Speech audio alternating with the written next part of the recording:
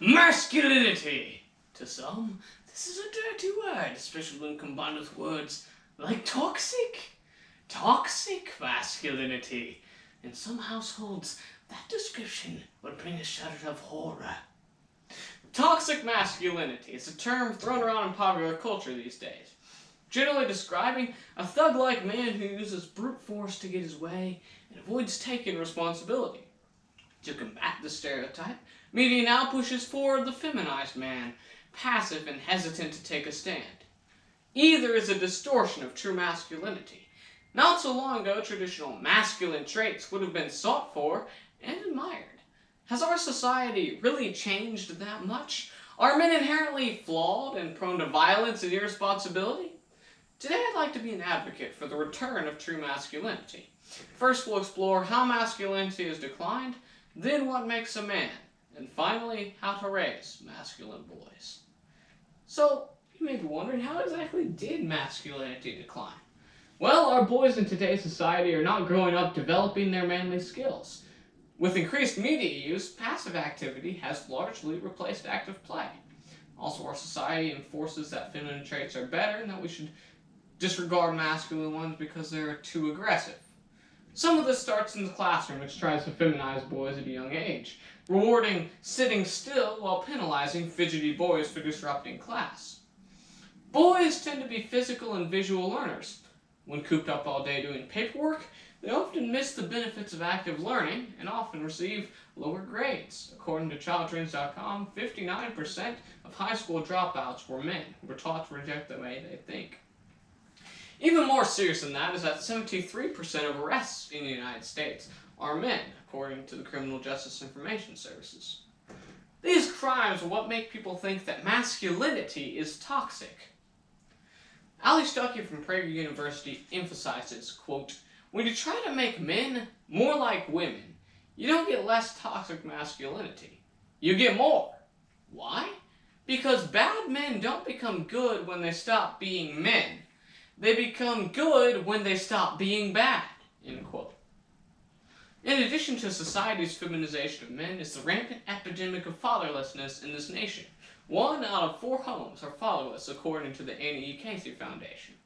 These children often grow up without healthy male role models, and absent fathers fail to display a picture of true masculinity, unwilling to stick around and take on the full responsibility of being an involved father. Their boys in particular are more likely to spiral downwards into a life of crime. According to liveabout.com, 70% of juveniles in detention institutions are fatherless. So as we can see here, fatherlessness may be the greatest cause of toxic masculinity. So what would healthy manhood look like? Well, to some of you, the image that would pop into your mind would be a picture of the large, strong man rippling with muscles. Totally me, right? This stereotype of the macho man often discourages young men like myself into thinking that we don't look man enough to be a man. Describing what makes a man and training in manhood is not a new problem. Over 100 years ago, the founder of Boy Scouts, Lord Baden-Powell, a commander of British forces in Africa, saw that his men lacked training in character and life skills. So, he wrote a book called Apes to Scouting. This book was not only popular amongst his men, but with young boys, leading to the Boy Scout movement. To help progress their journey to manhood, he promoted the Scout Oath, quote, "On my honor, I will do my best to do my duty to God and my country, to obey the Scout law, to help other people at all times, to keep myself physically strong, mentally awake, and morally straight," unquote. The Scout law he developed was a list of character qualities. Quote, "A Scout is trustworthy, loyal, helpful, friendly, courteous, kind, obedient, cheerful, thrifty, brave, clean, and reverent," unquote. These principles are a moral code that gives practical direction to a boy striving to become a man. Now you may be thinking that these are great things for girls to know as well. And I agree. These measurable, practical, biblical principles provide a training process to develop character, which we all need. But if a man lacks character, the impact tends to be greater on families and society. So today I'll be focusing on why it is so critical to develop integrity in men. So in a nutshell, what makes a man? Well, to me, the optimal man is comprised of these values: courage, strength, and honor. Courage is to take initiative to change the world. Strength, to defend your family and your faith. Honor, to give respect when due and to strive to earn it. Let me put this into a real masculine analogy.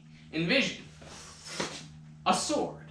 Courage is the blade. It is sharp and can pierce through any obstacle. Strength is the crossguard, the defensive shield for protection. And honor is the handle, for it is wielded by the expert swordsman to harness the power of strength and courage, withheld only by the power of self-control.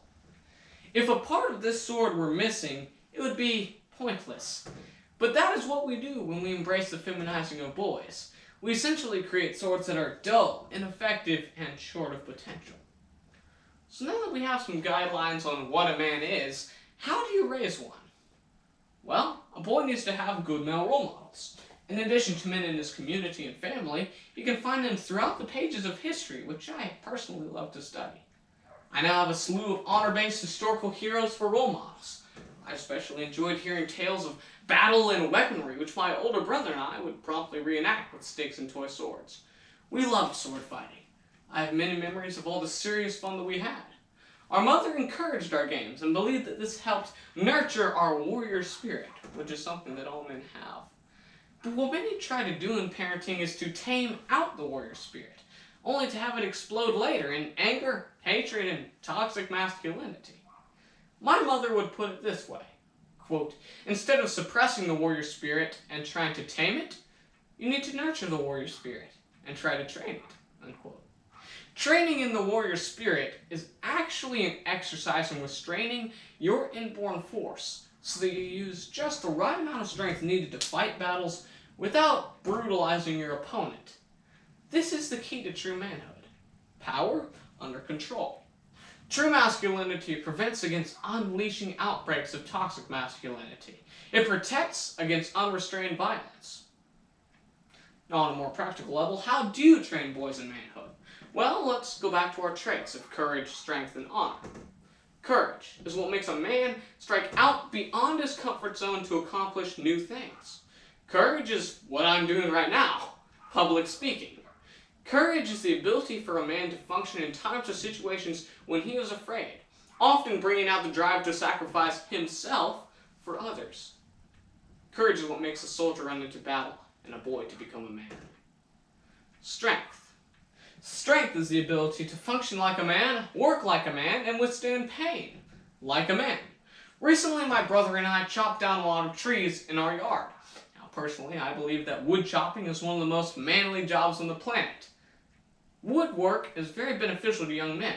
Not only does it develop muscle, but it grows a servant's heart, willing to do work without being asked. Work is also great because it helps channel your strength into helping others instead of hurting them.